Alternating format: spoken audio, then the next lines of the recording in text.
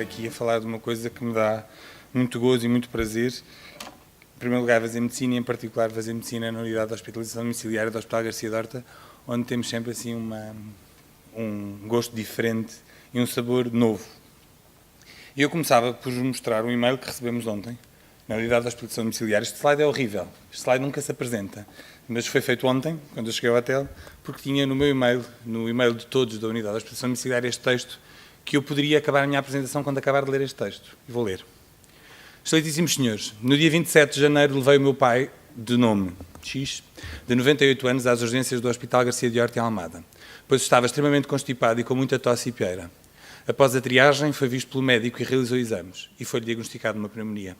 Foi internado e aí permaneceu uma noite. Os profissionais mostraram-se extremamente atenciosos. No dia seguinte, uma médica colocou-me uma série de questões e decidiu-se que ficaria em hospitalização domiciliária, o que aconteceu até ao dia 7 de fevereiro. Em casa esteve com oxigênio e diariamente, incluindo sábado e domingo, ali se deslocaram uma médica e uma enfermeira, e num dos dias foi um médico e uma enfermeira e ainda uma assistente social estagiária. Os médicos e enfermeiras foram extremamente simpáticos e altamente profissionais, permitindo assim que o meu pai não fosse contaminado por outros doentes e, além de que estava no seu lar, com uma assistência familiar 24 horas. Quero manifestar a minha gratidão para com este sistema hospitalar extremamente mais humanizado e os profissionais de saúde são credores dos maiores elogios devido à sua eficiência e simpatia. Os meus sinceros parabéns pelo serviço prestado com os melhores cumprimentos. Eu não consigo ler isto sem me arrepiar.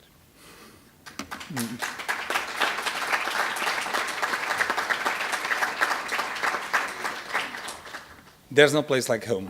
E este é, efetivamente, acho que aquele texto traduz isso e é isto que nós tentamos fazer todos os dias.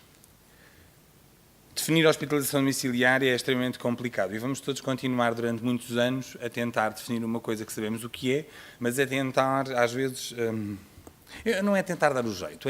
Existem vários projetos espalhados pelo país e o Garcia de Horta tinha há 20 anos uma unidade funcional de cuidados continuados em que nós tínhamos um sistema de altas precoces que nos permitia dar altas mais cedo aos doentes e os senhores enfermeiros iam à casa dos doentes fazer nutrição entérica, faziam assistência de ventilação mecânica em doentes traqueostomizados, faziam antibioterapia de longa duração para 4 ou 6 meses em determinado tipo de infecções. Mas isto são cuidados de enfermagem ao domicílio, isto são sistemas de altas precoces, são estratégias viáveis, muito interessantes, que têm que continuar a existir, mas isto não é a hospitalização domiciliária. Ou pelo menos não é a hospitalização domiciliária como nós a definimos e como nós queremos que se defina. A hospitalização domiciliária é uma alternativa ao internamento convencional, sendo na mesma um internamento. Um internamento de doentes agudos ou doentes crónicos agudizados, tal qual como queremos que o nosso Serviço Nacional de Saúde seja, e não uma casa de estadia crónica de crónicos.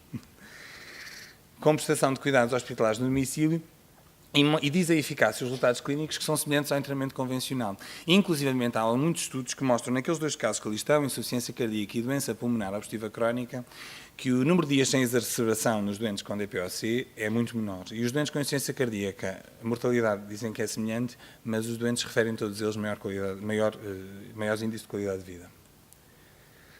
A origem do Dr. Teófilo já teve a oportunidade de falar, foi um processo que se iniciou nos Estados Unidos e chegou ao Hospital Garcia de Horta em 2015, com uma primeira unidade montada de hospitalização domiciliária a nível nacional. Fomos beber algo à Espanha, aqui à vizinha Espanha, porque tem uma realidade semelhante à nossa em termos de regime de internamentos, porque sabíamos que a maioria das unidades eram lideradas por internistas, e nós somos todos internistas na unidade de hospitalização domiciliária do Hospital Garcia de Horta, havendo algumas unidades temáticas, mas a maioria delas unidades generalistas. Quando eu me refiro a unidades temáticas, é curioso que se nós pensarmos no Reino Unido, o principal diagnóstico internado na hospitalização domiciliária é patologia traumática, uma forte ligação com as seguradoras. Se pensarmos em França, temos paliativos, porque aí existe uma forte história das unidades de hospitalização domiciliária ligadas aos cuidados paliativos.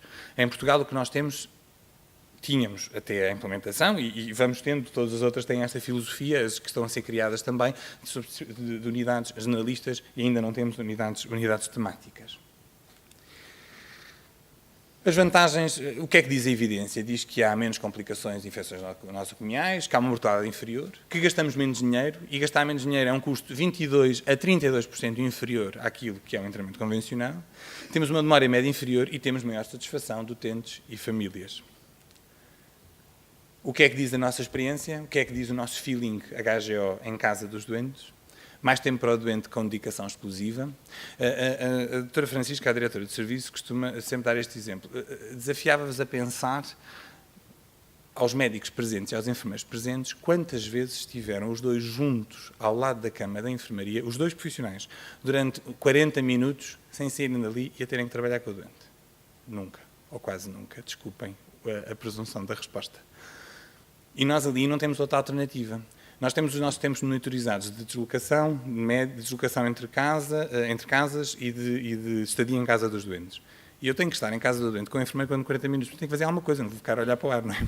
Portanto, acabamos por ter uma intervenção curiosa. Ouvia falar o doutor Rui há pouco. Eu lembro-me de um dia em que entrei à casa do doente e tive que ir cozinhar com a esposa, porque o senhor é hipertenso e diabético, estava internado com uma complicação de diabetes, e eu lembro-me de que é só sal, tenho louro em casa, venha cá. E pus louro e temperámos de outra maneira. E este tipo de intervenção em casa é muito mais... é curiosa, não é? Curiosa. Diria curiosa. Deixo o resto para vocês pensarem. Há uma melhor articulação com os cuidados de saúde primários, mas isso também tem sido uma política transversal do Serviço de Medicina Interna. Todos os doentes são... Os cuidados de saúde primários são notificados na admissão dos doentes no Serviço de Medicina Interna, e a unidade de hospitalização domiciliária é uma das 6 unidades do Serviço de Medicina Interna. Portanto, há um e-mail que é enviado a dizer que o doente está internado. E na UHD nós enviamos também depois a nota de alta no dia da alta. E tentamos articular, temos tido algum sucesso com o apoio de enfermagem, nem sempre com o apoio médico, mas, por causa dos horários e por causa da disponibilidade, mas conseguimos por vezes fazer visitas conjuntas no dia da alta para passar alguma informação que é necessária passar, e temos já registro de algumas visitas conjuntas com enfermeiros de família. E temos... a maior satisfação dos profissionais, isso é notório, e menor deterioração de estado funcional. Tudo isto baseado nos 5 princípios da unidade da hospitalização domiciliária, que eu me vou abster de me alongar sobre isto, mas que são a igualdade de direitos e deveres, a equivalência na qualidade de prestação de cuidados, a voluntariedade na aceitação do modelo, a humanização de serviços e a valorização do papel da família, extraordinariamente importante, o não paternalismo da medicina e da enfermagem dos tempos modernos é extraordinariamente importante, e o rigor na admissão e de doentes e no seu seguimento clínico, como não podia deixar de ser. A doutora Isabel Garcia Neto usava esta expressão a propósito dos paliativos, mas eu uso a propósito da hospitalização domiciliária. Apesar disto tudo ser muito florido e muito simpático, nós não vamos lá dar miminhos, vamos fazer ciência. E, efetivamente, vamos tratar os doentes. Não é porque vamos à casa deles que temos mais mimo ou menos rigor, não é? Temos o mesmo rigor que temos no internamento convencional. Assim, os critérios de admissão passam por estes 4 eixos, no fundo. A voluntariedade na aceitação do internamento domiciliário por parte do doente e do cuidador, com uma assinatura de um consentimento informado, que é assinado, há um modelo de consentimento informado preenchido e assinado. Critérios médicos e de enfermagem. O diagnóstico tem de estar estabelecido. Um doente com um diagnóstico não claro, nós não vamos internar no domicílio porque temos elevado risco de ele ter que retornar para fazer algum tipo de exames de imagem. Atenção, todo doente pode agudizar em qualquer lado. Todo doente pode precisar de um nível superior de cuidados. Todo doente pode precisar de cuidados intensivos. Agora, nós temos é que jogar também com a probabilidade, temos que jogar com o nosso senso e a nossa avaliação médica e da enfermagem. E, portanto, nós temos que saber que, quando olhamos para aquele doente, se ele tem a estabilidade clínica que é suposta ou não, para nós podemos transferir para o domicílio e podemos ir gerindo as comorbilidades e a situação clínica em casa. Como é óbvio, não vou enviar uma fibrilação auricular com resposta ventricular rápida para casa, antes dela estar controlada, não é? Como é óbvio, porque precisa de outro tipo de monitorização e de abordagem por parte dos profissionais de saúde. Mas se ela estiver controlada e eu tiver que gerir insuficiência cardíaca, a coisa estiver clara, porquê é que eu não posso mandar para casa, ir lá visitá-lo todos os dias, deixar um telefone para onde ele me pode ligar e ter uma escala de prevenção de profissionais de saúde? Posso. O doente tem que ter a tal e cirúrgica, porque recentemente começámos a admitir doentes cirúrgicos, mas que não tenham patologia cirúrgica aguda, não operamos em casa, gerimos depois a situação a posteriori, e estabilidade hemodinâmica. Critérios sociais, tem que haver um cuidador principal, mas não é critério sine qua non. Se uma miúda tiver 22 anos, tiver uma pielone de ferida para fazer antibiótico na veia, porque é que não pode ficar sozinha durante o dia? Pode. É ultra recomendado. Não é, mas porque é que não pode? Se a mãe trabalhará das 8 às 5 e vive lá com ela em casa, vou impedi-la dela ir para casa de ser tratada só porque das 8 às 5 ela está desacompanhada, se ela estiver ultra estável e for, por exemplo, uma pielone de ferida não complicada? Pode estar em casa. Tem que ter um telefone que substitui a campainha do internamento e tem que ter condições higieno-sanitárias adequadas. Eu posso dizer que até hoje houve um doente que regressou ao HGO por condições sociais, aliás, dois. Um, porque o cuidador era incapaz, e era necessário que o cuidador funcionasse. Era incapaz para aquela situação, atenção. E outro, porque não tinha água potável e mentiu-nos. Disse que tinha. E quando nós chegámos lá não havia água potável em casa e, portanto, automaticamente era uma ferida, era uma isipel, uma infecção, portanto, dos tecidos moles. E nós tivemos que a doente teve que voltar para o hospital por este motivo. Portanto, houve dois, em 1000 doentes internados, 2 que regressaram por motivos sociais. E depois os critérios geográficos. Eu gostava de internar doentes em Borba, mas não consigo. Portanto, raio de influência de 30 km, que são os dois concelhos de ação direta ou de influência direta do Hospital Garcia Dorta, Almada e Seixal.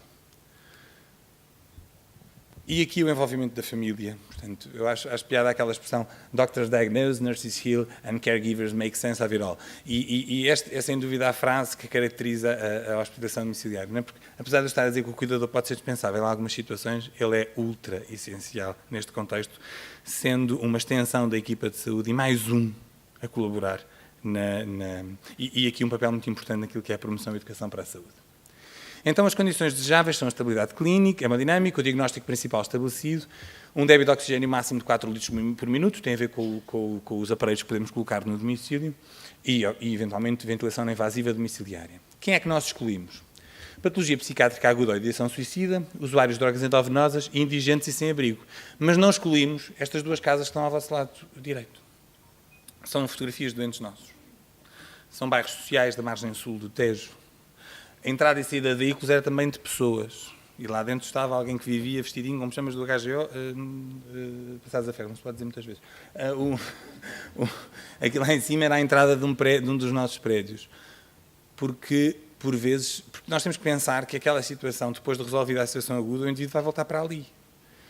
Então, se ele vai para ali que ele vai voltar. Então, porque se eu tiver as condições mínimas de higiene, segurança e habitabilidade, porque é que eu não posso tratar já ali, se ele vai para ali a seguir? Obviamente que isto é fácil estar aqui a expor isto, mas ao início tem que pensar, questões de segurança, a que horas é que vou fazer, é um bairro social, mas há muita malandragem, não há? É o bairro da Jamaica, não é o bairro da Jamaica? Quer dizer, é preciso a gente também, obviamente, o primeiro, tal e qual como dizem todos os algoritmos de suporte básico e avançado de vida, primeiro condições de segurança para nós, não é? Como é óbvio. E aqui é a mesma coisa, mas isso é avaliado e nós conseguimos, hoje em dia... Nós continuamos com alguns enfermeiros dos tais que há 18, 20 anos fazem rua do Hospital Garcia Dorta.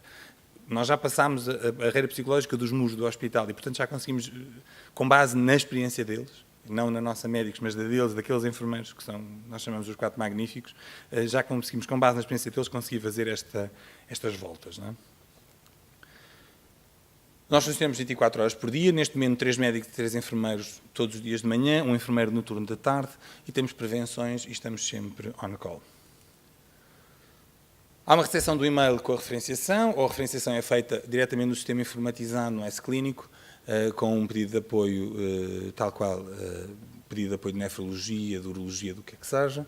Visita ao local de referenciação, com entrevista e avaliação, aceitação do pedido pela equipa, planeia-se a transferência para o domicílio, insere-se o doente no plano de trabalho, abençoada Alexandra, a nossa administrativa, e realiza-se a primeira visita domiciliária. O guia de acolhimento é entregue, o número de telefone sempre presente para que não falhe a informação que é dada aliás, a chamada que tem que nos fazer se houver necessidade para isso. E vamos, durante o internamento, fazendo cuidados exigidos à situação aguda que motiva o internamento. Eu quero deixar aqui saliente que todos os nossos enfermeiros, ou quase todos, são especialistas. Acho que agora são mesmo todos. Grande parte deles em reabilitação. E a enfermagem em reabilitação tem tido aqui um papel muito importante naquilo que são os cuidados prestados ao doente no domicílio e com o ensinamento de ações que no fundo têm mudado um bocadinho a vida das pessoas e fazemos na própria casa das pessoas. E conseguimos lá chegar e também conseguimos dizer que aquele tapete não pode estar ali porque a pessoa não tem mobilidade adequada e vai escorregar e vai cair. Ou que aquele móvel não está muito bem naquela situação porque se cair bate lá com a cabeça. E portanto estas coisas são particularidades da nossa atividade.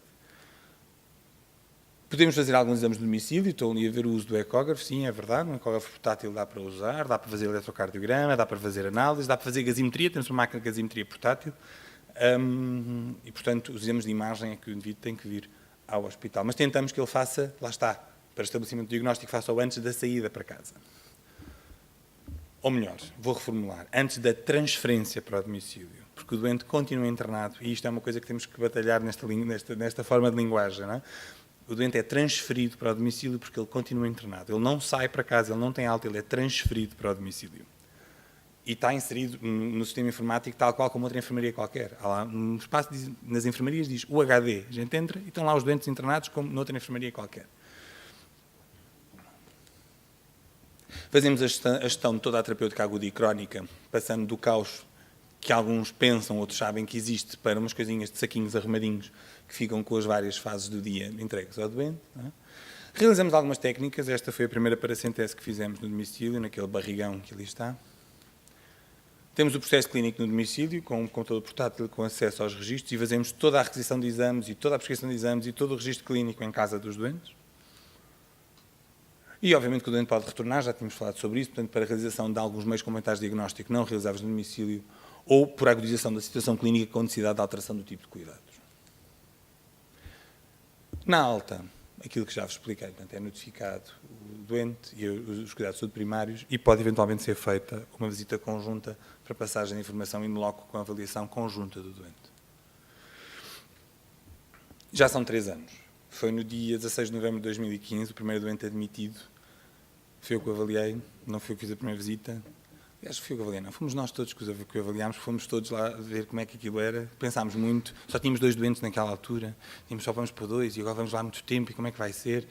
E será que vamos lá meter na casa dos doentes? Dá para internar mais?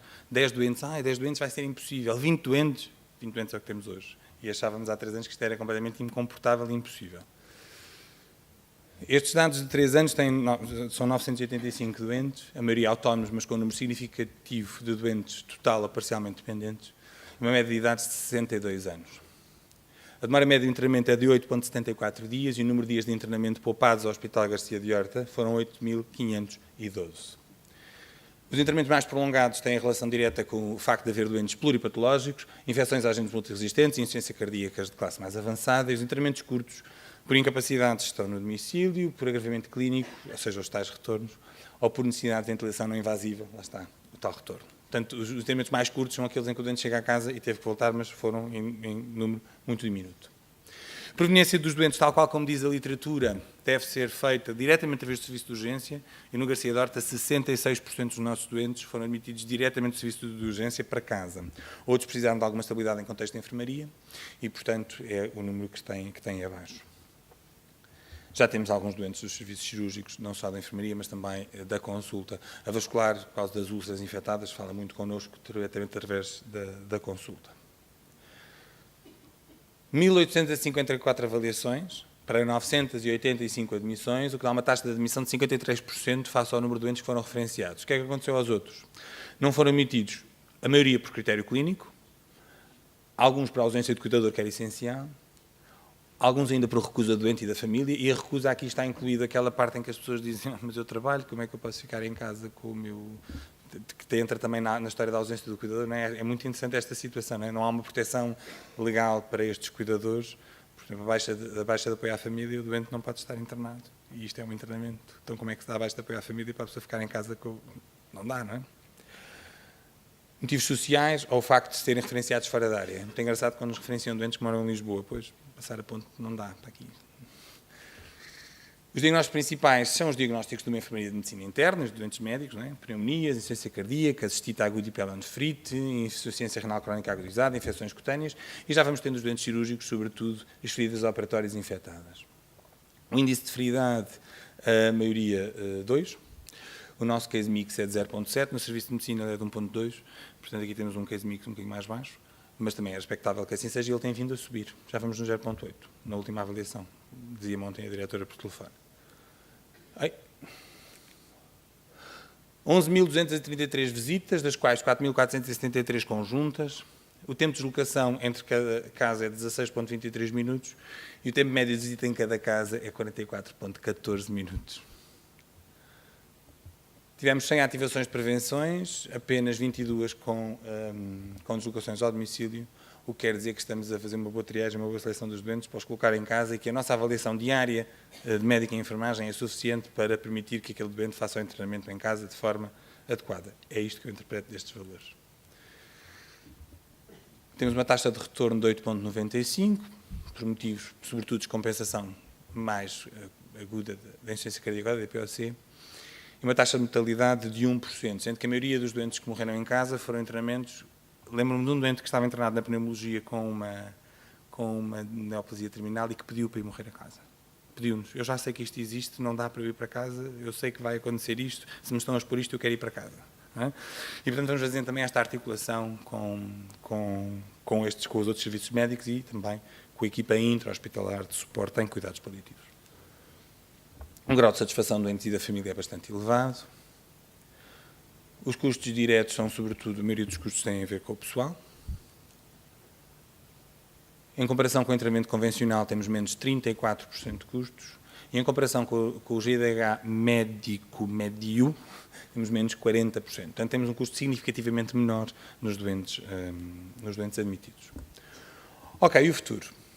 Aumentar a abrangência de diagnósticos, pretende-se alargar o leque de diagnósticos, estamos sempre a pensar como é que vamos melhorar, que tecnologia é que temos, como é que vamos... Andamos agora muito à volta, através da telemonitorização, tivemos um projeto que correu, mas que entretanto terminou, e agora como é que vamos arranjar aqui forma de telemonitorizar os doentes, deixá-los em casa, temos uma central de telemonitorização, estamos com isto agora em voga, né? Sempre a tentar inovar. Admissão a partir de serviços cirúrgicos, que já é uma realidade, e patologias com complexidade crescente. Ainda quinta-feira admitiu-se uma endocardite infecciosa, que já estava estável e que pôde ir para casa, fazer antibioterapia complexa, diferente. Ok, as patologias cirúrgicas, sempre com a questão da abordagem conservadora, ninguém vai operar ninguém em casa, ninguém vai operar uma apendicite no mato. Grupos de trabalho, também nos organizamos. Temos já o TAD, que é o tratamento antimicrobiano domiciliar endovenoso, portanto vamos nos organizando nós, equipa, nestes pequenos núcleos de estudos, não é? O controle de infecção, a qualidade, o mais recente que é a educação terapêutica, vamos investir nos doentes com patologia, fatores de risco cardiovascular, a reconciliação terapêutica, é um dos grandes pontos-chave, muito importante aqui. E o futuro, já estamos aqui a pensar no programa de assistência domiciliária da alimentação artificial, o PADA, e um grupo de estudos também para doentes crónicos complexos, e vamos organizando entre médico e enfermeiro e a coisa vai correndo de forma harmoniosa. Não nos vamos batendo todos, mas depois damos um abraço. Articulamos com outros grupos de trabalho, assistência cardíaca, DPOC, o grupo dos high users e a equipa intra-hospitalar de suporte a cuidados paliativos. Já temos muita formação, já formamos e já recebemos muita gente, não só outros hospitais que querem connosco ver a nossa realidade, mas temos estágios de formação específica em medicina geral e familiar, há pessoas a acabar o internato já com este estágio formalizado, não é? Estágio de formação específica em medicina interna, todos os internos do 5º ano do Hospital Garcia de Horta neste momento fazem um mês de permanência na unidade. Estágio de enfermagem do 4º ano, formação pós-graduada e formação profissional a outros hospitais. Várias parcerias com a Câmara Municipal de Almada, sobretudo na capacitação de cuidadores informais, e com o setor social, em que neste momento já internamos doentes em lares. A experiência da Figueira da Foz iniciou-se assim, não é? A Figueira da Foz decidiu que, em vez de ir a casa dos doentes, internava-os inicialmente, começou com os lares. Nós começámos a casa dos doentes e depois pensámos em determinada fase que fazer protocolos com lares era interessante, porque era critério de exclusão, porque era sempre a história de vai haver conflito de interesses entre as duas equipas de saúde e, portanto, não. Protocolo estabelecido. Temos, inclusivamente, um lar, que sempre que mandam um doente para o hospital, nos mandam um e-mail a dizer: olha, o fulano está lá, vocês não querem ir ver se ele tem que ficar internado e se não dá para o HD, que assim vem já outra vez para o lar com os vossos cuidados. E, portanto, isto vai se articulando dia a dia. A evolução do número de doentes é clara, não é? Ao longo do tempo. A nossa evolução da lotação, começámos com um médico e um enfermeiro de manhã, eu vou-vos abster desta evolução, mas chegámos agora a fevereiro com 3 médicos e 3 enfermeiros de manhã, um enfermeiro à tarde e temos 3 viaturas na rua. As dotações seguras ainda não estão de acordo com o número de doentes que nós temos, se calhar estamos ainda um bocadinho rapados, mas vamos melhorar, vamos crescer, e temos estado a crescer. Entrou uma nova médica na unidade de hospitalização domiciliária este mês, e entrou um novo enfermeiro este mês também, e portanto temos vindo sempre a crescer ao longo destes 3 anos, em número de pessoal também. Se fizermos uma análise dos diagnósticos elegíveis em 2017, ou seja, se nós formos avaliar o índice de severidade, todos os doentes com índice de severidade 1 e 2, internados nos serviços médicos, e outros serviços, ali também vascular, nós tínhamos 1.461 doentes que podiam ter sido internados em casa. Isto avaliando apenas a questão clínica, ok? O que faz com que nós tenhamos estabelecido como meta em 2021 os 1.461 doentes. E esta é a evolução que se pretende, não é? que nós consigamos. Vamos terminar, e desculpem o alongar da minha exposição, mas eu acho que gostei de falar aqui. Mensagens finais. Portanto, uma resposta segura e eficaz mais do que alternativa. A experiência portuguesa em crescendo. Antes de mim falou quem disso faz prova. O exemplo para uma curva de aprendizagem mais curta para as novas unidades, não é? Portanto, é isso que nós também sentimos. Não é? O aumento da complexidade dos doentes é uma realidade. Temos feito uma divulgação intra-hospitalar para a referenciação mais adequada e mais abrangente. Continuamos a ter aqui algumas falhas da referenciação, continuamos, agora muito menos, mas no início referenciávamos os doentes para ter alta, como se nós fôssemos a casa depois fazer cuidados continuados lifelong, não é? Portanto, também é preciso educar os colegas e os pares e ir falando com eles. Mobilização de recursos e otimização de procedimentos mais portáteis, elaboração de protocolos de intervenção do domicílio e redes de comunicação mais eficazes com os cuidados de saúde primários. Não é? Esta é a equipa Dream Team, que tem muitos profissionais, não só médicos e enfermeiros, tem uma assistente social, tem 2 farmacêuticas, tem uma dietista, tem um administrador hospitalar, tem uma secretária e o gabinete de comunicação do hospital está sempre ao nosso lado. Os atores são estes, as fotos são muitas, os telemóveis permitem essa facilidade, não é? Rapidamente nós íamos registrando alguns momentos de maior ou menor felicidade. Foram muitas entrevistas já, foram muita divulgação. Às vezes chateia imenso porque aquilo vai-nos empancar o trabalho durante aquela manhã, mas lá tem que ser, a gente percebe também que isto é uma coisa que tem que ser divulgada.